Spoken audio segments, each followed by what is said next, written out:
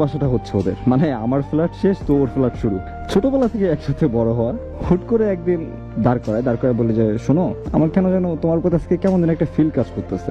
প্রত্যেকদিন ওর জন্য দাঁড়ায় থাকতাম রাস্তায়। অনেক জ্বালা যন্ত্রণা দেওয়ার পরে মেয়েটা রাজি হইলো। রাজি হওয়ার পরে সবকিছু ঠিক চলতেছিল। বছর খানিক পরে দুই ফ্যামিলি জানাজানি হয়ে যায়। জানাজানি হওয়ার পরেই প্রতিনিয়ত আমাদের দুইজনকে মারধর দেওয়া হয়তো, অনেক প্রচন্ড মার খাইছি দুইজনে। আমি যতবার ওর জিজ্ঞাসা করতাম যে তোমার মারছে, ও ততবার একটা কথা বলতো, ধুর বলদ নাকি তুমি। কখনো এই সব জিনিস আমার সামনে আনে নাই, কখনো শেয়ারও করে নাই যে আমার সাথে এই জিনিসগুলো হয়েছে।